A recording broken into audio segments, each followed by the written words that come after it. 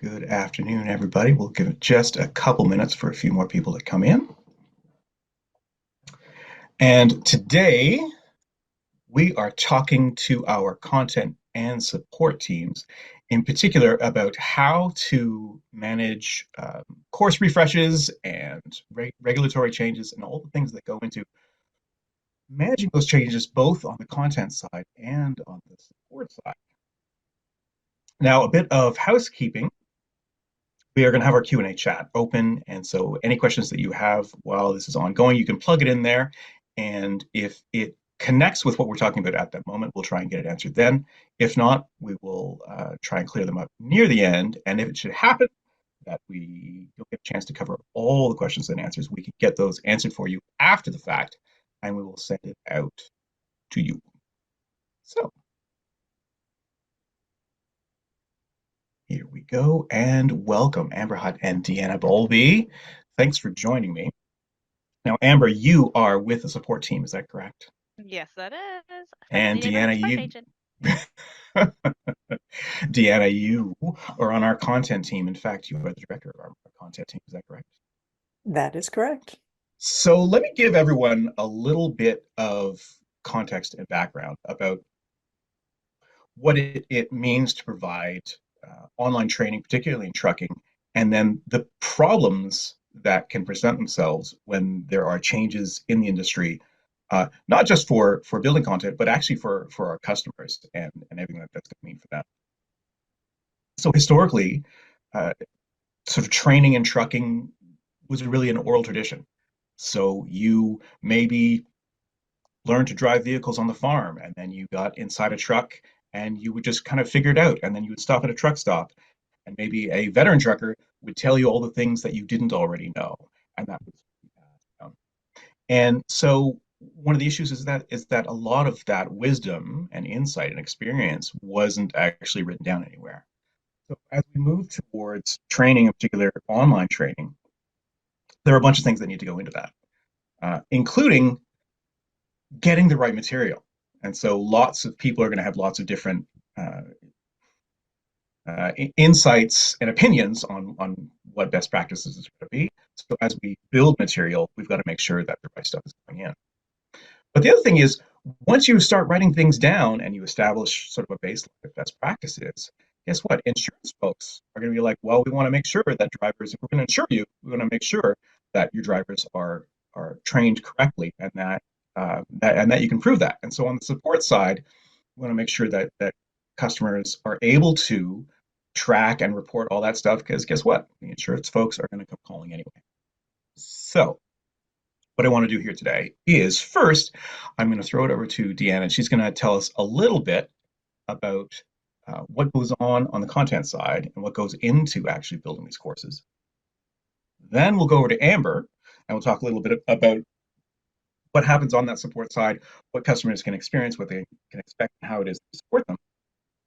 And then I'll come back to both of you and talk about the problems that you face when regulatory changes happen or we need course refreshes, what that's going to mean on the course building side and what that's going to mean on the support side. Fair enough?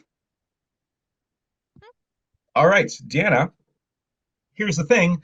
I need a course on whatever subject we want. How do we get there from zero?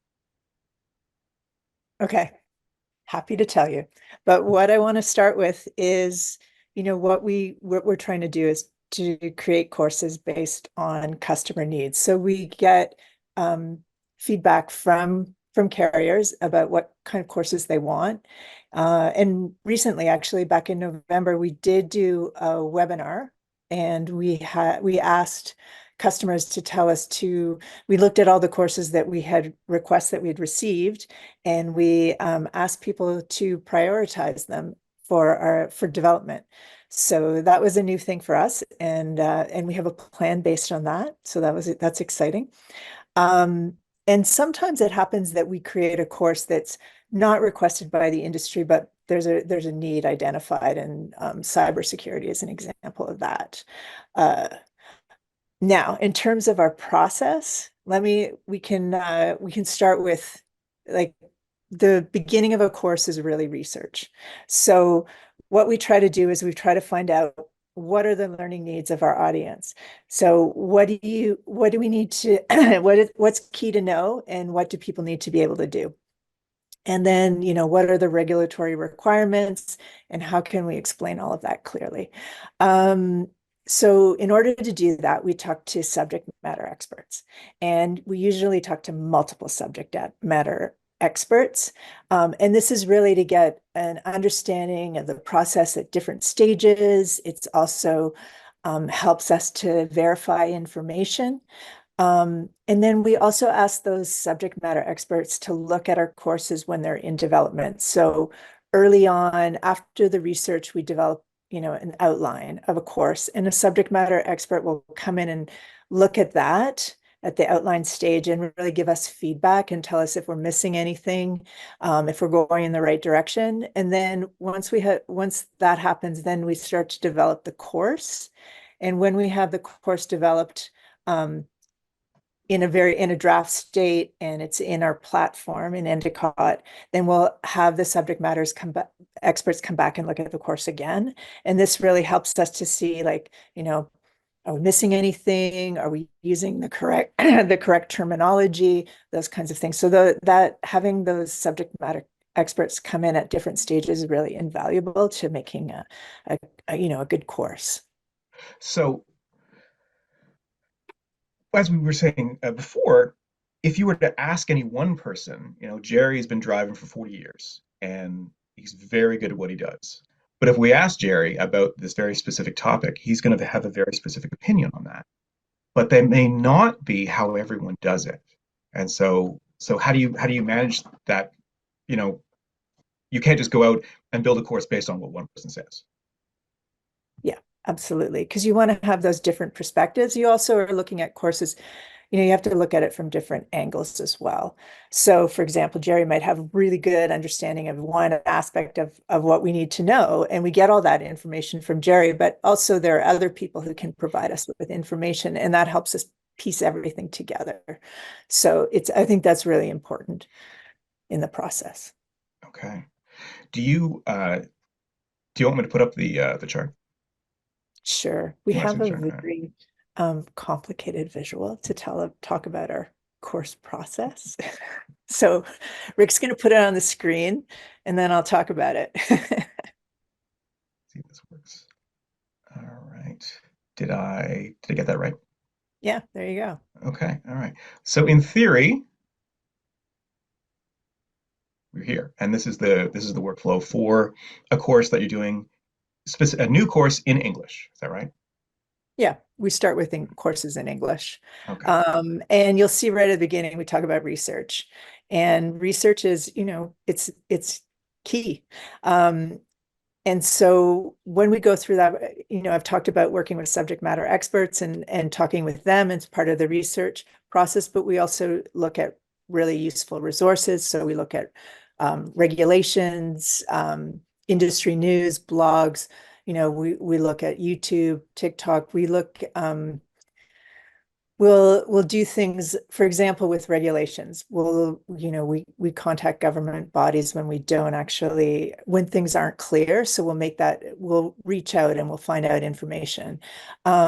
We check law firms. Law firms do bulletins around regulations, and also government does the same thing, bulletins around regulations. And those are useful because they tend to be in plainer language than if you're actually looking at the regulations, which can be in very strong legalese. We do things like we watch videos to understand processes. So for example, inspections. We'll research manuals to understand components and equipment.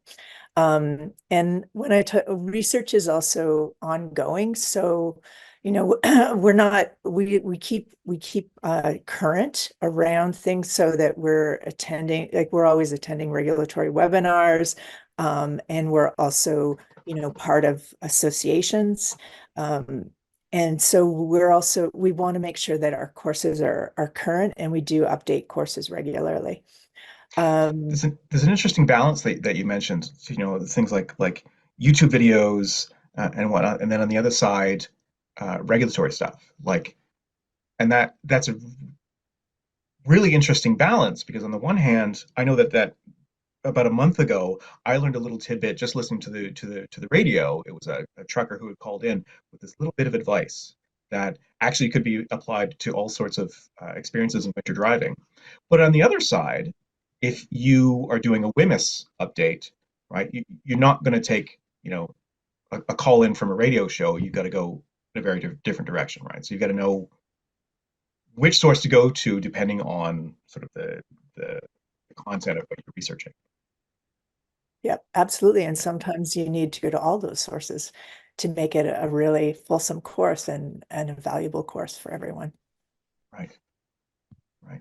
And I feel like you had someone doing WMIS research recently. Is that Yeah, we're doing it. yeah? We have an update on the WMIS course in the works right now. So I'll be so that's in our pipeline right now. All right, all right. Um, okay, so we're through research, and you're doing a review with subject matter experts. Then what?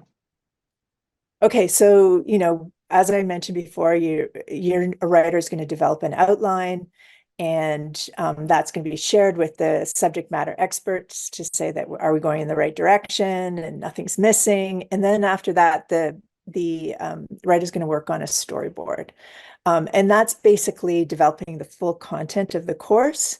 Everything in all the content, checkpoints, everything, and that's done in a Word document.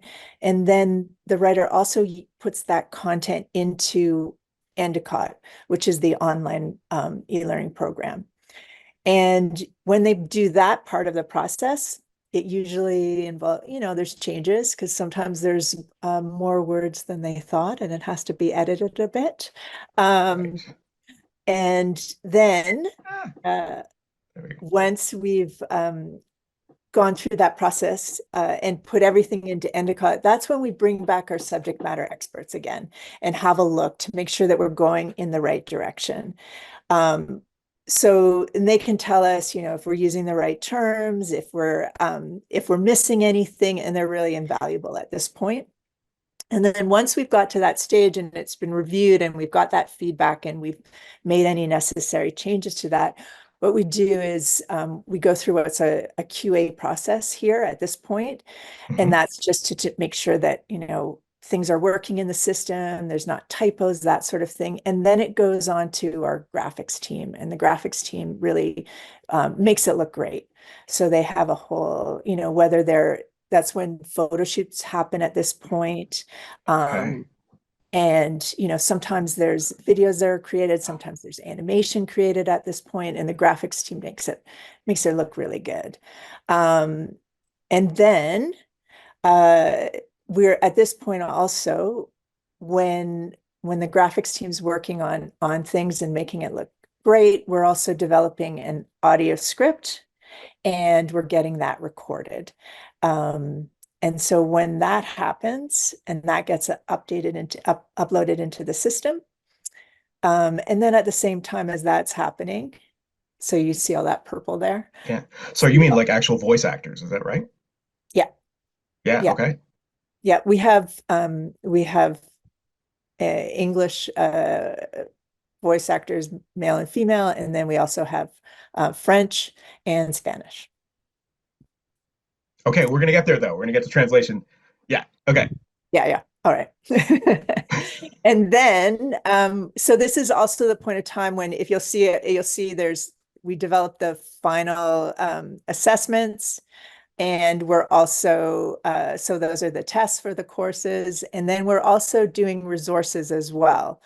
Um, so we develop baseline tests, which those are things that allow if you want to exempt people from taking the course, they can do a baseline test. And if they score, 80% and above on the baseline test, then you may choose for them to be exempted from the course. So we often have baseline tests available for our courses.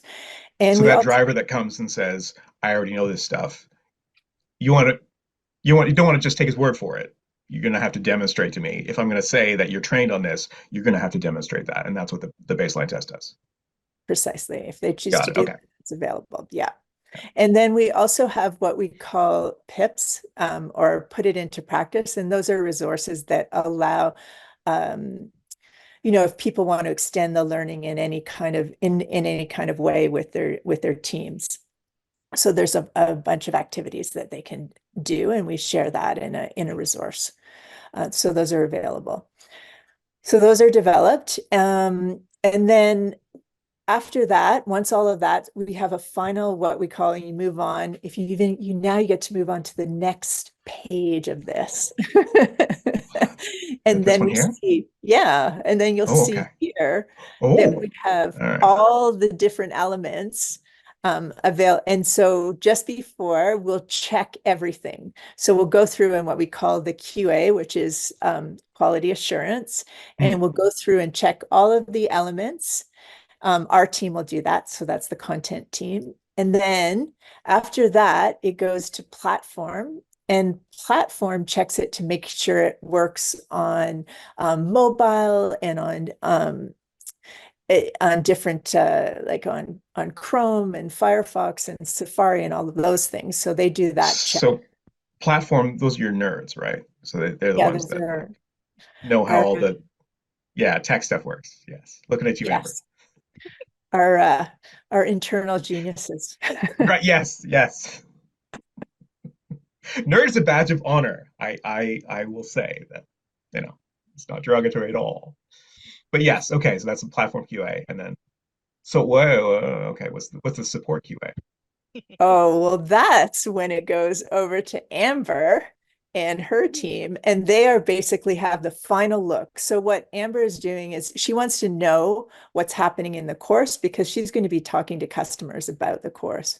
So she needs to know what's in it and how it works. But she's also our final eyes. And if there's an issue, if she sees anything, then we're going to fix it. Um, so that's great to have that final set of eyes in the process. And then we're on to release, is that right? Mhm. Well, okay. Amber, you've been very patient. The course is out the door, right? The customer can now access it, I guess. Hmm. What happens on your end? Well, what we do in support is beyond just the newly released course because we cover everything in the entire content library and everything in the system, and that reaches into all of our other departments as well. We're the collaborators that work and listen with our customers about their needs, their wants, and their concerns, and are the sounding board between them and then the rest of the company. When something doesn't work quite the way it's supposed to, we're going to be the first people to hear about it.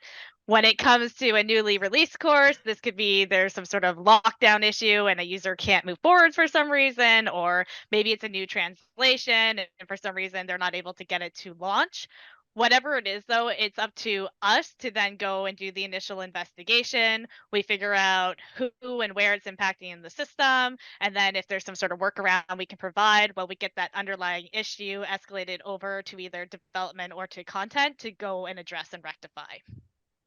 So I don't want to cut you off, but No, like, no, go ahead. so you would get those technical questions, but do you also like you're the first line when someone has a problem. So if Mhm. I can't get translation to launch things like that, do you also get, people come to you saying, "Oh, that's not the word you're supposed to use," right? That technical term in the content. Does that happen or Yeah, no, for sure. So we get feedback from our customers regarding whatever is released out to them, and this can definitely vary depending on if it's like a spelling error or maybe it's a question that they think is confusing or it's something that they just don't agree with. We've got a process in place for that as well. So we have a way of submitting all of that back to the content team. First, we're going to get the information from the customer. We're going to go and identify like what courses it impacts, what pages, and then we put it over to them, and they're either going to end up making an adjustment as needed or they're going to provide clarification so that we can provide that back to the customer. got it? Okay. All right. Now, Where were we before I cut you off? no, that's okay. Okay. Beyond just like technical issues coming through, though, we get a lot of questions from administrators just about how to do tasks in the system related to the courses or the content itself. When it comes to like tasks, it could be simple things like adding a new user into the account so that they can get assigned to that newly assigned training that's come out, or it can be more complex, and it could be how to manage training for a replaced course that they need to do a reset for, or maybe there's a retired course and they're going through some sort of audit and we then need to show them how to run a report so they can get those old records. Okay, okay, right. So in theory, everything is going well. I can, as an administrator, say at my company, know at any given time the training that my drivers have been assigned, how they've done on those courses, what they scored on the tests, whether or not they passed them, the the specific content they had trouble with or didn't have trouble with, and all that can be laid out in a report. And so if my safety auditor comes, boom, you know, I could just print it up and it's all there, it's all accounted for, right? Yeah, it's always going to be available in the system. And depending on like what you're coming to support for, we have different approaches to how we're going to respond to you. So sometimes we'll send you screenshots and an email on how to go and do it yourself. Sometimes if we're unclear on what you're exactly looking for, we'll give you a call and just kind of talk through it to figure out exactly what you need before we give you any sort of advice. Or if we think there's a big gap for some reason, we'll see an opportunity for further education. Maybe we'll offer a walkthrough of the system where we go through all the facets together again. Because although support is always here to help you guys along the way, and our response time is A tier, we know it's better and faster if you guys can manage things on your own. Okay, okay. So it's a balance between um, troubleshooting actual things that might be going wrong and just making sure that people are maximizing what they can actually get out of the system when it's functioning well.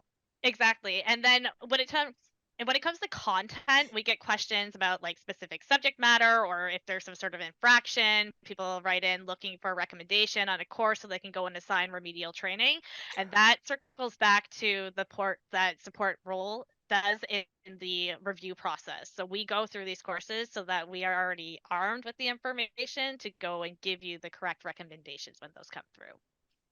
Okay, so if I have a driver who is not getting things on pre-trip inspection, you already know the specific module within the pre-trip inspection course to be like, yeah, that's the one you want. Yeah, you're going to vehicle inspections depending on what type of vehicle it is and what specific issue it is. We'll go and suggest the refresher that's appropriate for it. Okay, so a little bit tech support, a little bit librarian. Yeah, and then it goes beyond that too, though, because like we field all sorts of suggestions and feedback from the customers. So the LMS is always evolving. We're constantly making changes to it to make sure it's efficient, making people's lives easier. And so some of those ideas come from within our company, but a lot of it also comes from the customers. And they don't always get implemented right away, but we've got a board that kind of tracks all these suggestions for it. And then they hopefully will become an enhancement in the system from the collective. Right. But beyond that, we also field the suggestions about content as well. So it's not just about like issues necessarily. There are things that kind of fall through the cracks sometimes too. Like there's eyes at so many points, but like if you find an issue, we're gonna take it and we're gonna put it back to them as well. Okay. So we talked a little bit, well, I talked a little bit at the beginning about how it's important to get that body of knowledge that's out there down to establish kind of baseline, to establish best practices. Basically writing down all that experience. This is sort of the crux of the courses that you deliver. Now, it's also the case that the material out there can be a bit of a moving target. So there are regulations, but then regulations change, and then they change again. Or how updated some content is, um, that may fade. So if we did a distracted driving course in 2010, it just would they wouldn't have had available all of the electronics that might distract you nowadays, and so it would kind of, in one sense, be out of date. So going back to Deanna, what do you do? Let's take regulatory changes now. Regulatory changes, I have been tracking something that the FMCSA was supposed to be doing for quite some time in the SFS. And I was very excited when it first announced, this is our timeline for when these changes are going to happen. These are what the change is going to look like. Boom, it's going to happen. And the final rollout deadline was a year and a half ago, and nothing has happened. However, at some point, regulations do change. And when they do, and they no longer align with what we have in our courses, what do you do? Well, we have to keep on top of them. And as you say, sometimes you're waiting for a change to happen and it takes a lot longer than you think it will. And other times they happen.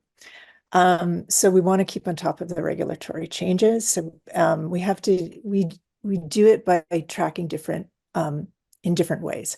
So we have sources. So we're looking at government bulletins, keep on top of that. There's legal firms that are experts in regulation and they do regular bulletins. So you're subscribed to that and aware of that. And there are regular webinars. For example, ICC does they're experts around hazardous materials, and they do regular webinars on regulations both in Canada and the United States around this. So there's a lot of different avenues that you use to keep on top of the regulations, and we track it all. And then things like we yearly update this spotted lanternfly map.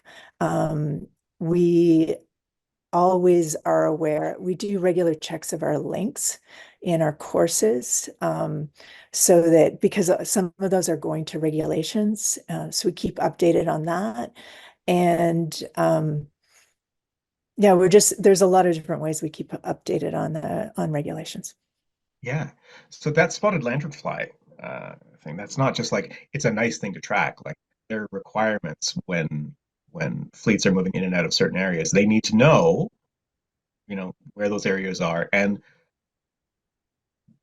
they're insects. They're going to move, and so that is literally a moving target. And so you got to stay on top of that. Precisely. Okay. All right. What is that just a matter of, so let's say there's a reg change, just a matter of sneaking in, changing some wording in a course, and away you go, or is there something more robust there? It depends. So sometimes regulations change and it's so significant that we need to refresh the whole course, and a rewrite is required. So that happens. Sometimes it's, the changes are minor in nature and we can update a live course. So what we'll do is we'll go in and we'll make the necessary updates right away and then we make sure that it's tracked in all of our courses, like the text changes, audio changes, and then all the languages. So we just make sure that happens, but we can do that in a live course if it's not significant in terms of the updates. But if it is, you're back to zero. Is that right? Well, if it is, then we might have to revamp a course if The it's whole thing. updates. Yeah, for sure. Yeah. Okay. Okay. So let's say we've done that. Um, and what have we done? We've changed courses completely. Right? Big changes. We move them out. What does that mean? If I'm your customer, Amber, what does that mean for me? What's happening there? Okay, well, there's a lot of stuff that happens in the background, and it depends on how we're doing the replacement, if it's a replacement or retirement, how this process is going to go. And so, Okay. Can you tell me the difference between those two things first? well, yeah, so a replacement is going to happen when the courses somewhat match to one another. So this means that the full length course itself, it can broken down into refresher courses for it. So we have to have the same amount of refreshers available, and the topics for those refreshers, they have to be similar in nature in order for it to be an effective replacement. So for vehicle inspection that you mentioned, it maybe has like 4 different parts to it or 5 different parts, right? Mhm. If we redo that course, that new one, if it has 5 different parts, just like the old one, then that's a match, right? Yes, as long as the topics are also similar in nature. If there's something that's completely different, then we're going to have to look at the retirement, or if the number of refreshers are different. Right. Okay. Okay. Yes. So when the new course aligns with the number of lessons, then we can do the replacement. And this is a lot easier for us to facilitate than a retirement, because system functions like retraining intervals, course status, and some reporting, they look at the course group rather than the actual individual course itself. And this is primarily made to accommodate the language variations of a course so that they can be grouped together, but it works well for the course replacements. In those cases, once the QA is completed, we're able to just move the course into the same course group, and then the old course is taken offline and the new one is put online instead. So So in the library, what's a there's course no group? change. A course group, it's like a container that can hold the English, the different language Ah, variations in, yeah. got it. So we're able to move pieces in that little system there. And for the customers, they're not going to see anything different on their side. It's still just going to be the same course that they saw in the library to begin with. And so Now, for my reports and everything, that'll just all appear the yeah, same. When I everything get remains the audited, exact same as it was before. There's okay. absolutely no change to them. Now, when there is significant changes, that's a whole other ball game, and we have to go through the retirement process. And this means that we're taking the whole course group offline and we're introducing a brand new course group into the environment.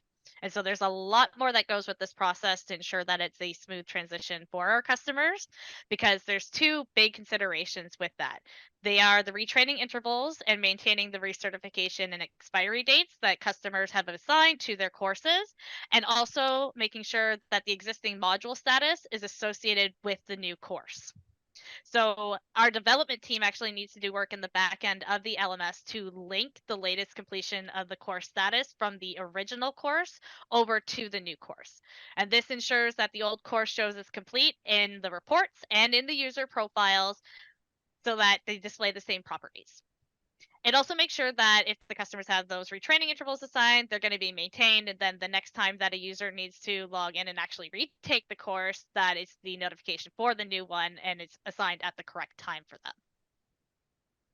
So in most cases of refresh courses, the basic principles are the same. So it doesn't necessarily mean that the carrier then has to go and retrain them. It's not any sort of requirement. But this also helps when replacing the course in the programs and when it's individually assigned to users. We typically have development go in and make changes so carriers don't have to worry about having the most recent version of the course in their programs or in the individual assignments for the user. And this has been a new process. So the first retirement that we ended up doing was for the old defensive driving course back in 2022. Mhm. And with the first retirement, we actually offered the assignment replacements and the status updates as an option for anyone who wanted those to be done to write in and let us know. And we gave a timeline to have those submitted. But people don't always keep up to date on our communications. You guys get a ton of emails through the system from us. And so I feel personally attacked here, but go on. well, Yes. we all know we get them too. But it meant that once we took the course offline, ultimately, we had a lot of carriers right back in saying, oh, we want all of these things to be implemented. And then we had to reach out to development to go have that done retroactively, which created a whole bunch more work for us. And it was just not a good experience for us and the customer. So at this point, we've streamlined the process. And all of that is done automatically whenever we retire a course moving forward. And it's just a better overall experience for everyone. And so from that user side, I'm like, I don't really need to do anything. Yeah, exactly. Like we're going to take care of it. If you've got a course in a program, it's going to be updated with the new version of the course. If it was in the assignments as individual modules, it's going to be updated there. The statuses that were there before, they're going to be maintained. So you're not going to see anything different other than the updated course title. But there is some things that are different within the system. And so Okay. with a retired module, if you're in a user profile, you have the ability to look at their previous history. And when you Mhm. do that, there is a section at the bottom called retired modules. So if they have at any point been assigned to any of these courses, you'll be able to see the titles of those and what their status were. And then in the activities report, one of the enhancements that we had introduced was the ability to run reports for those retired modules. Underneath the full list, there's a button that you can click to include retired modules. And so that way you still have access to those certificates, to those test results in case you're getting audited for any reason. So here's why I really appreciate this. A number of months ago, it might have been back in August or September, I was doing a webinar with a lawyer, and he was talking about how if or when a carrier gets brought in under a lawsuit, the plaintiff's lawyer is going to do whatever they can to weave a story about how lax they are when it comes to training and safety. And they're going to find any reason to show the jury, this is where they were doing something wrong. This is where they weren't paying attention. This is where they weren't prioritizing. And one of the ways they do that is they look at training history. And of course, if there isn't training history, or if there's like giant holes in the training history, they're going to jump on that. And so what I hear you saying is the holes have been plugged. And so even though the course may change, it's retired, it's fresh, whatever it is, you can activate all the trainings that's been done, even on retired courses, so that you've got hard copy proof that no, I'm taking it seriously and my people are trained, and here's the thing that shows that. Is that right? Yeah, exactly. So And you got yes, my you back. hold. Okay. Yes, Yeah. we've got your records there, and we're keeping the system working as you need it to keep chugging forwards. Got it. Love it. Okay, so is that like, that's what I need to know as a user is you're doing all the work. Yeah, for the most part, we are. Yep. Okay. Deanna, Yes. I want to come back to you because I want you to consider, let's say I have, maybe I'm in court and I need some reports on training, and it happens that I have a bunch of drivers who are actually francophone, and it's not going to look good if all my courses are in English. But as it happens, we actually have French courses. And you do work on translations. I remember Amber was mentioning that there's a bucket that includes different translations. But it's not just the case that this is like, take the English course, hit Google Translate, and away you go. There's a little more that goes into that. Do I have that correct? Yes, for sure. Okay, so take me on the translation journey. So first I'll And do you talk want about the chart? Do you want the chart back or no? I don't think we need the chart for this. Okay, we don't need the chart. But let's talk about French translation to start with, because I think that what we do and what our translator does is a fair amount of research. So in the sense of the research that goes into the English language courses at the beginning, I think a similar degree of research happens in the translation process. So, making sure that there's the correct terminology is being used, and, looking at various sources to make sure that the right words are being used. And sometimes there's, it's a little unclear. And I know that our translator has done things like reach out to subject matter experts, asking questions about, what's the proper word for French Canadian truckers in this context, and finding that out, and taking that extra step to make sure that it's the correct usage. The other thing that our translator does is when we have courses in English, we have links, we have links to resources, we have links to PDFs, those kinds of things. But in the French language courses, we have to make sure that the equivalent links are appropriate in the French Canadian context. So finding those resources, finding that information, and making sure that it's like appropriate for French Canadians. That's another thing that our translator does, which is very important. So that the level of information that the French Canadian our users are getting is equivalent to what the English users are getting, and that's really important.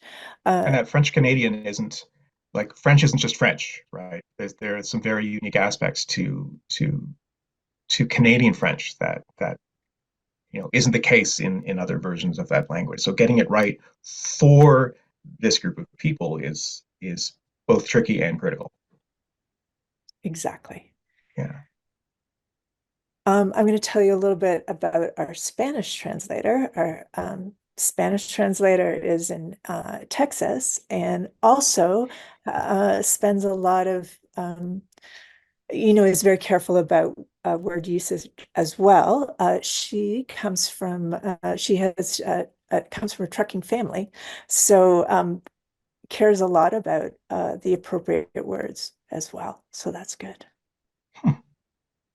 Nice. So you do start with you start with the English course when you've got a translation coming. You start with the English course, and then so you don't like start developing a French course. It's start with English and then figure out how to translate that appropriately and get all the material aligned. Is that right? Exactly. Okay, cool. All right. Amber, Yes.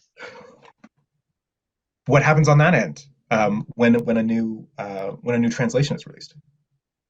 So, okay, with translations, when they get released is going to depend if it's an existing course or if it's a brand new course. So, if it's one that we're introducing for the first time, we will release the English course first with just that. And then once the translations are available, they get added to the group. If, however, it's an existing course that's being replaced or retired, that course will not be replaced until we have all of the applicable translations to go out live with it at the same time, so that companies with drivers that require or prefer the course to be in French or Spanish, they still have that option to take or retake that course with it. And then when it comes to the releases, it's just a matter of adding in those translations to that course group so that they can be added in. As soon as they're added in on the customer side, when someone clicks on that play button to launch into the course, they'll be presented with the language options that they can select from. Okay. All right. Let's see here. Can we hmm, can we go back a little bit to I think the two of you were involved in that webinar. Was it back in the Yes. fall? It's the talking training webinar where we did a focus group on courses, and we wanted to get some feedback from the customers regarding what they would like to see in the content library. So Deanna put together some polls, and we ended up looking at road safety, off-road and non-driver safety, and then soft skills. And we're also looking for opinions on brand new courses, balancing the effort between drivers versus non-driving staff, and then more specialty areas. And that webinar is going to be a yearly one, and we would love to see even more turnout for it because your voices are important. We definitely want to hear about what you want to see in the content library, and Deanna, I think, can give you guys a little bit of an update on what has come from that. Thanks, Amber. Yeah, that was a great opportunity to hear and help us prioritize what our next courses for development were going to be. And so in that webinar in November, we heard loud and clear that a course on road rage. So that's what we're working on right now, where we have a road rage course in development, and we are also doing a course on coupling and uncoupling trailers and an air brakes course. So those are currently in the early stages of development after our conversations in November. Did anything surprise either of you that came out of that? Not really. Really? No. And that's not the only way that we're getting feedback from customers too. So like support, we get requests all the time. So we get emails asking if we have like XYZ in the library. And if we have it, great, I'll direct you right to where you need to be. But if we don't have that content, we actually have two different boards that we use for tracking requests. There's one that's going to track the content request, and then another one that is going to track translation requests. And when we get this from customers, the more information we can get from you about what you're looking for the course, the better, because we'll go and pop that into a card on that board. And then we keep track of how many people are requesting that. If we get similar requests, we amalgamate that into like a single card. And the more times we get requests for something, the more traction it gets, and then the more Okay. likely it is to become a course that content is going to start working on. And if you're looking for something, you need it. It's more often than not, there's another fleet out there that's also looking for the same thing. And not everybody has external resources that they can go to, or the ability to go and create their own custom content to add to the account. So we appreciate. Huh. And so, and I think you said, even if you just want to translate it, this particular course is not translated in French, but I'd like that. You can just go and request. Is that true? Yeah, sometimes we get requests for French and Spanish. A lot of times we're getting requests for other languages that are not something that we are looking at prioritizing at this time, but we do keep track of all of that. Right. Okay. You have francophones on your support team though, right? Yeah, so we have a Yeah. bilingual support agent. His name is Ted. Nice. Lovely. Okay. So, Deanna, two things about content. There seems like a whole, not just the seems, there is whole lot of work that goes in there. What's your team like? What are the what are these folks like in terms of their training, their abilities? Like what how did you get them and how do they work? Um, we have a great team. So our writers have different backgrounds that they bring. We have one writer who comes, from a legal background. We have one writer that has a journalism background, and one writer that has an education background that are bringing that to the table. We have a translator. We have our production genius. Yeah. And I think you were telling me that they will, in each of their own unique ways, will find methods of researching that work for them. I think there's someone who was again working on was it the Witness update? I forget. Yeah, I think that it's really interesting when people, and it's certainly people's backgrounds, I think, shape their approach to research and their ingenious approaches to research. So really, seeking out the information that they need, maybe not even necessarily from the field of trucking, like, reaching out to, so for example, needing to find information about WMIS in the data support sheets that they have. And Hmm. so finding out that information, and reaching out, say, to chemical engineers, getting that kind of the background and the details that they need so that they have up to date information. Hmm. So they just went and called a chemical engineer and Yeah. And ask them to huh, say, hey, can you send us some samples so that we can see what it looks like, and we can learn from what's currently being used, and help make sure that our course looks appropriate. right, right. So I'm wondering,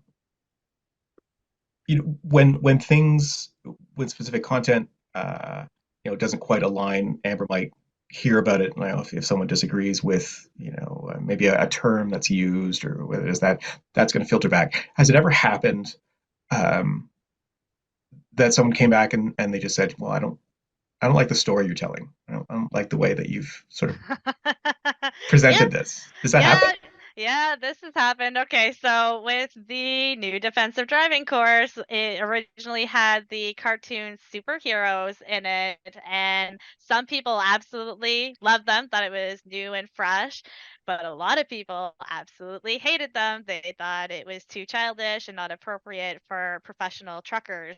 And so we kept track of all that feedback and we gave it to content. And ultimately, a decision was made to update the mentors. And so now they reflect real life people, although they are in a cartoonish form. Kind of a superhero form, right? No, they're not superheroes anymore. They're mentors. They're just in a Okay, like a cartoon like style. That's all. right.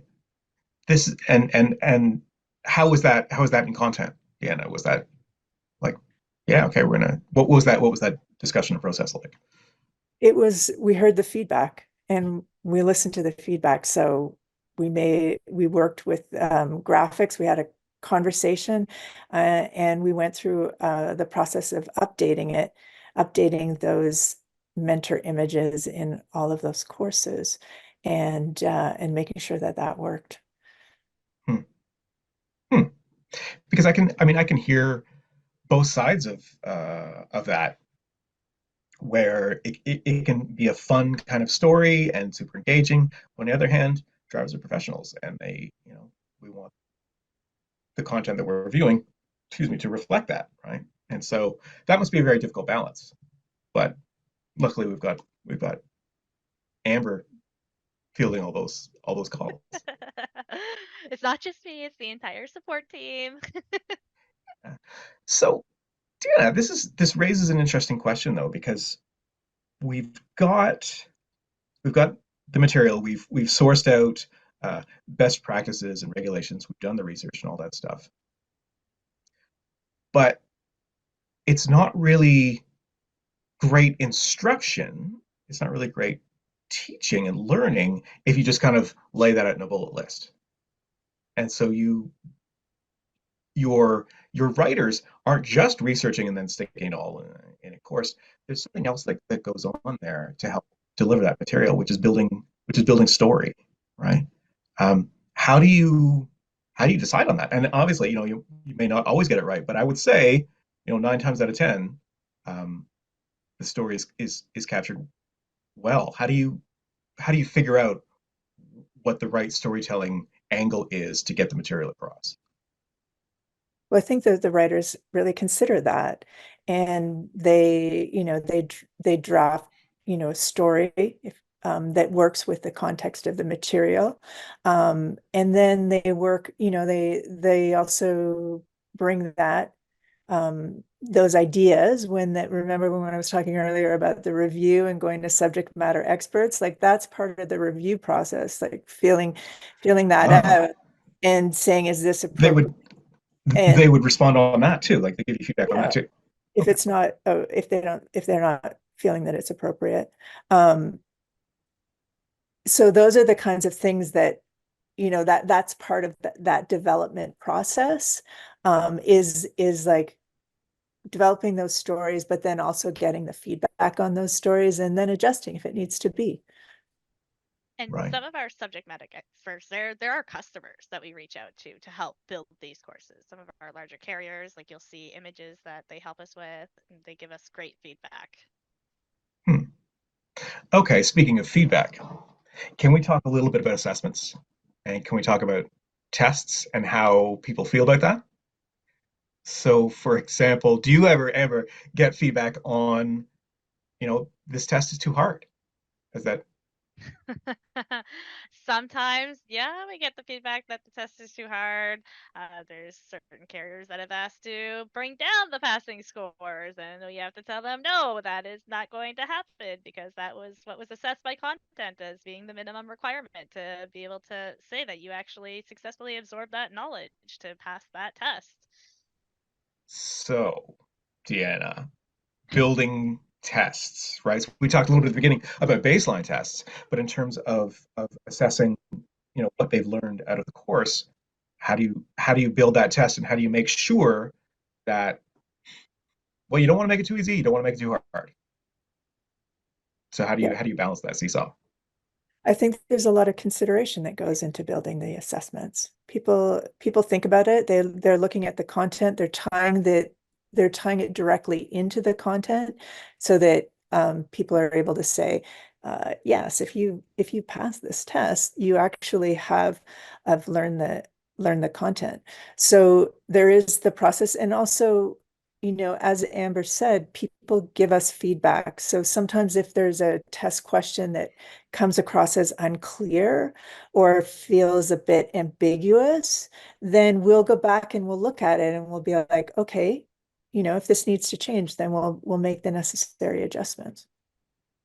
And has it ever been, Amber, that because the customers will track how drivers are doing, has it ever been the case, maybe it hasn't, that everyone comes back and like all the drivers are failing, or is it just the case? Well, sometimes that happens, but a lot of the time when you're seeing everyone failing, it's because they're not actually going through the content. The course Right. isn't locked down, they're just skipping through it, they're guessing at the final exams. And because it's an LMS and the questions they shuffle and the answers they shuffle, they can't just memorize things, so they're just consistently failing over and over again. So here's a funny thing that I've seen.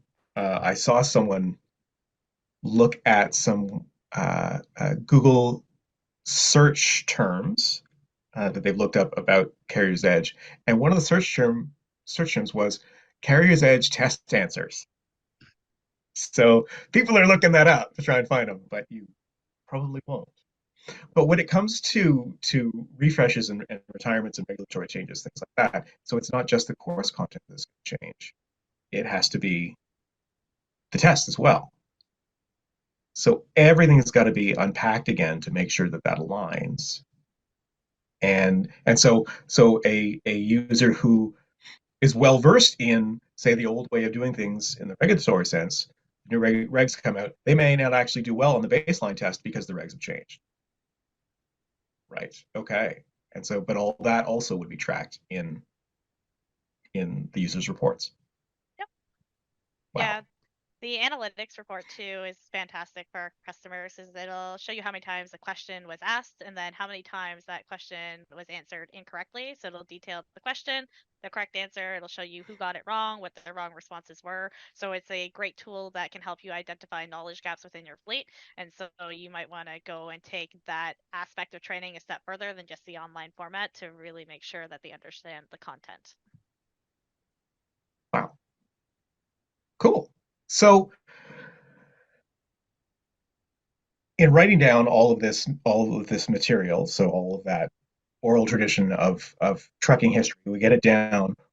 What we've actually done is created this network of both best practices and support requirements. And once you move one of those little things, it's actually going to affect all these other things. So a small regulatory change is going to affect what you do in support in terms of reporting. It's also going to affect what you do in terms of the course and the translation and the tests and all this sort of stuff. And you've all got to have your sort of fingers on the pulse to make sure that when things change, and they do, you're all sort of moving seamlessly, and all those things happen the right way, so that the people on the other end are like, yes, I don't really need to do anything. You've done everything for us. Is that basically it? Teamwork makes the dream work. There you go. So if there are any questions, you can feel free to pass them into the Q&A chat. But we're actually coming up to the top of the hour.